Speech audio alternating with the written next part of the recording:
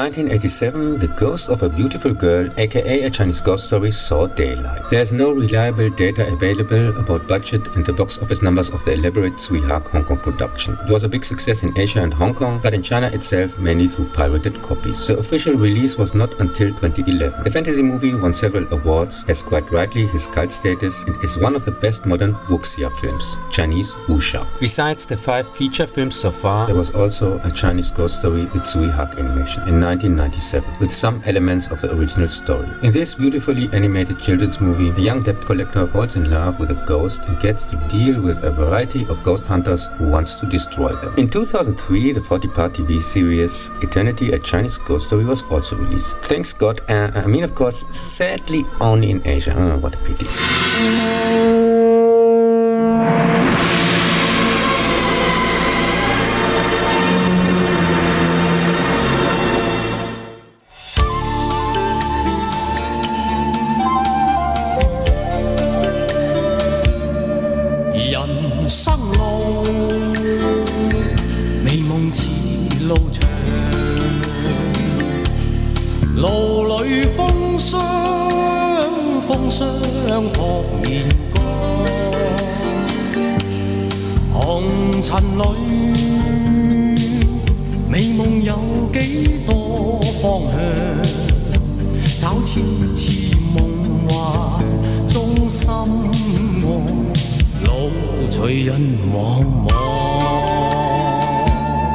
A young debt collector falls in love with an attractive female ghost, which is forced by an evil tree demon to seduce men, resulting in their death. With the help of a Taoistic swordsman, he tries to free her soul by burying her ashes in holy ground in time.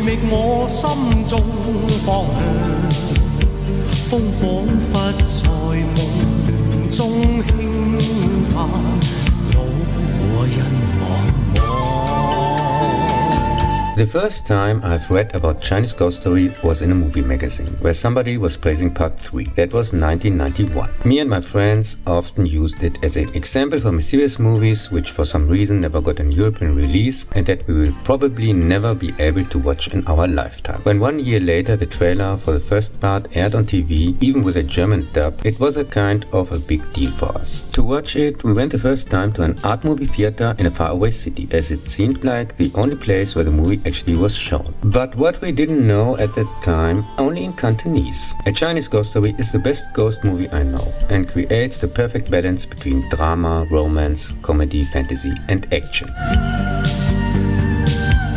Very well cast, fast-paced, with awesome practical effects and a fantastic film score.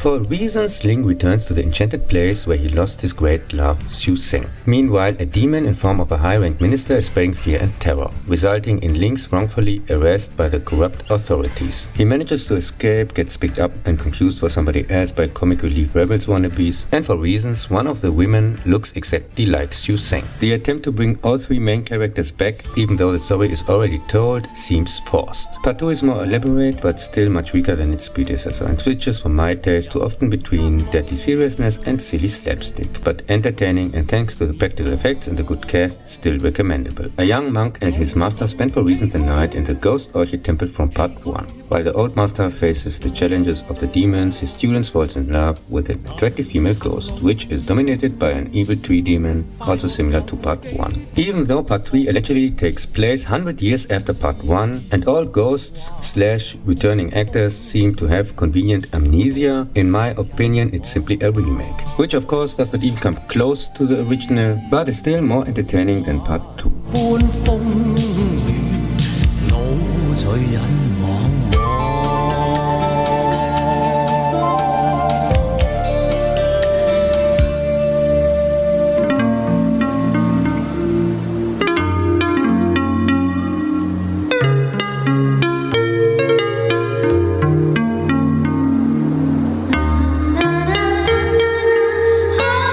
The 2011 remake under different direction has a completely new cast. This time a demon hunter falls in love with a beautiful ghost, deletes her memory and becomes her secret protector. The rest is the already known story, only this time with the demon hunter ex-lover as annoying fifth wheel whatsoever, obviously to pander to simpletons aka teenager aka the death of movies as an art form and the reason why only shallow garbage gets greenlit. In this case to activate woke-light feelings. Who the hell besides of the producers thought that telling for the 100th time the same story in worse, unnecessarily complicated and stuffed with tons of horrible fake looking CGI is a good idea. Chinese Ghost Story Human Love is another CGI overloaded remake from 2020. Also known as The Enchanted Phantom, the visibly cheaper, I'm guessing TV, movie has only been released in China so far. There the lead is not a debt collector but a scholar, on his way to the capital to take the state officials' exams. This time there is no storming of hell, just a small visit, and no urn gets buried in sacred ground. Also the swordsman monk gets support from a colleague in the final. The movie is slightly better than its predecessor, but can't hold a candle to the original at any second, and is just another much weaker and therefore completely unnecessary version of the story.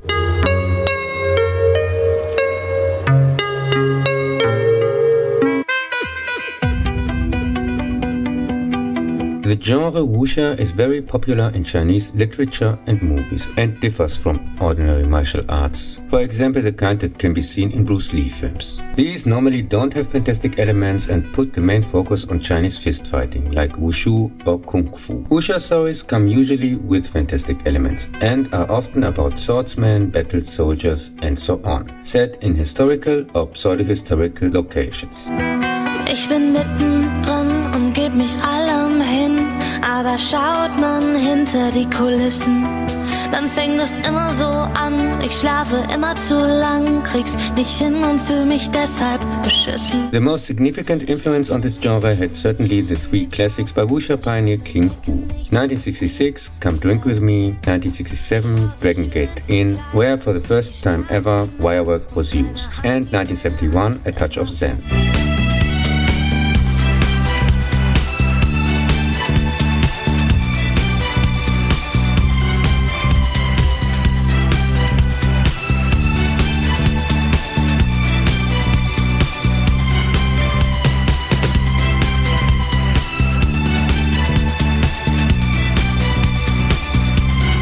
Which gained international attention outside Asia, whose famous action scene in the bamboo forest was obviously the inspiration for countless movies like Tiger and Dragon, but also in different genres, for example Matrix. King Hu was never able to repeat this genre-defying success with his later movies again. A Touch of Zen is rightfully considered as his masterpiece.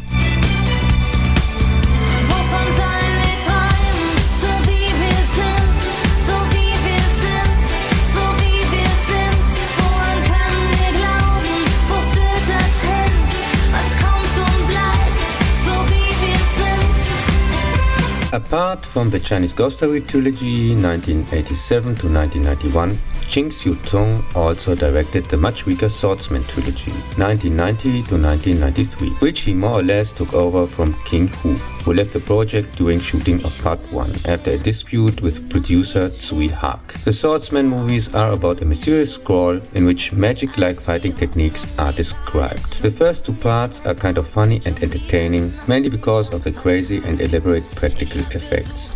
Part 3 is much weaker, because from my point of view, with a completely unbelievable tacked on love story. Noch nie hat das geklappt, doch ich mag's nicht kapieren.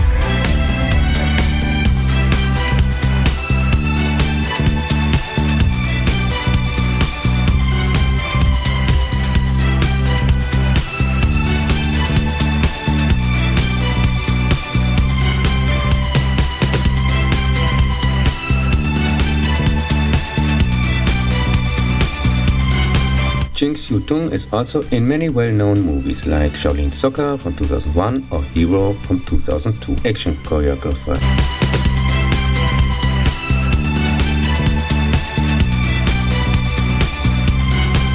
And among others also in Patrick Tam's brilliant classic The Sword from 1980.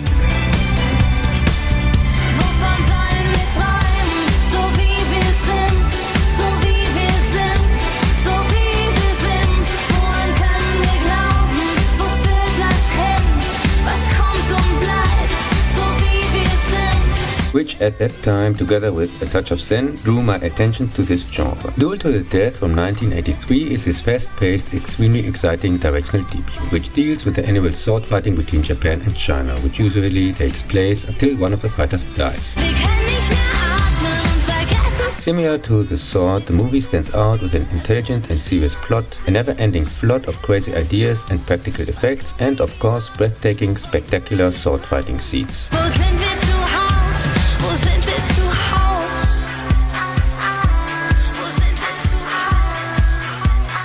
The Witch of Nepal from 1986 apparently only haunted Asia. Unfortunately, unfortunately, wasn't available to me. Wovon sollen wir träumen, so wie wir sind, so wie wir sind, so wie wir sind. Woran können wir glauben, wo führt das hin? Was kommt und bleibt, so wie wir sind. Wir lassen uns treiben durch die Clubs der Stadt, durch fremde Hände und wir werden nicht satt. Wir wachen dann auf bei einer anderen Geliebten, von dem wir dachten, dass wir sie nie verlassen. The thanks to the elixir of life, now back again, Warrior of the Emperor, aka a terracotta warrior, tries in the elaborate and entertaining adventure action fantasy romance to protect the reincarnation of his deceased love in 1989. The adventure action comedy The Raid from 1991 is based on the popular Chinese manhwa, aka comic book Uncle Choi from the 1950s, and on historical events of the 1930s, when the Japanese occupied Manchuria and used the last Chinese emperor as their puppet leader for propaganda purposes, just like those nowadays in the Middle East installed by the US emperor. Of course, the US Empire.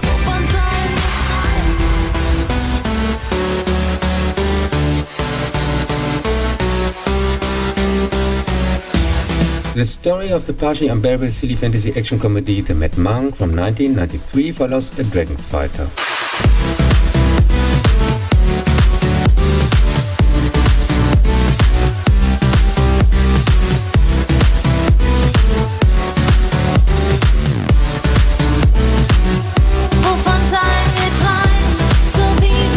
Who tries to win a bet with the gods by changing without using magic the fate of a beggar, a prostitute and a rogue in 3 heaven days, which are, I don't know or care, earth days. And at the end fights an evil demon to prevent hell on earth. AKA how it felt to me watching this crap with subtitles. The action comedy Wonder 7 from 1994 is basically about 7 vigilantes who save the world from evil.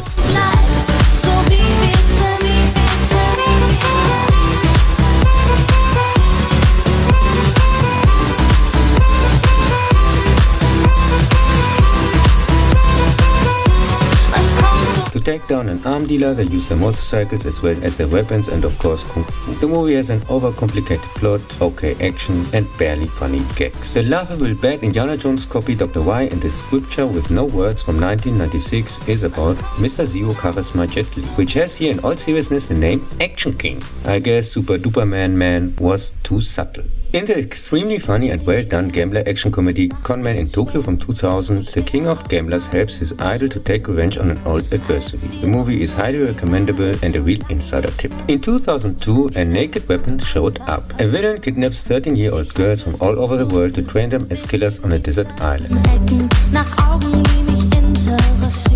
Which is why it makes absolutely sense that after 7 years of elaborate training, they have to kill each other to find the strongest.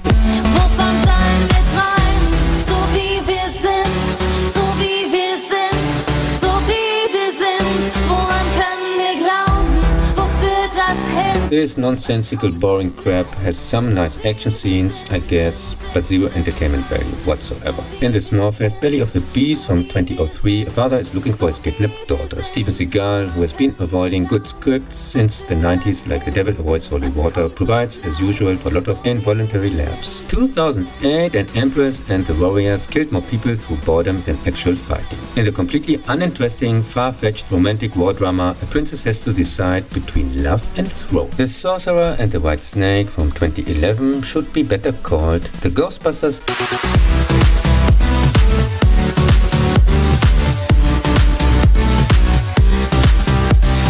in a Chinese ghost story. Also, this time, a 1000-year-old demon falls in love with a human, which is not tolerated by the ghost-busting monks, who store the captured ghosts in their monastery with a special magic device. The childish flick has a lot of horrible fake CGI crap, stupid talking animals like in Disney garbage, and Jet Li as a cock-blocking monk.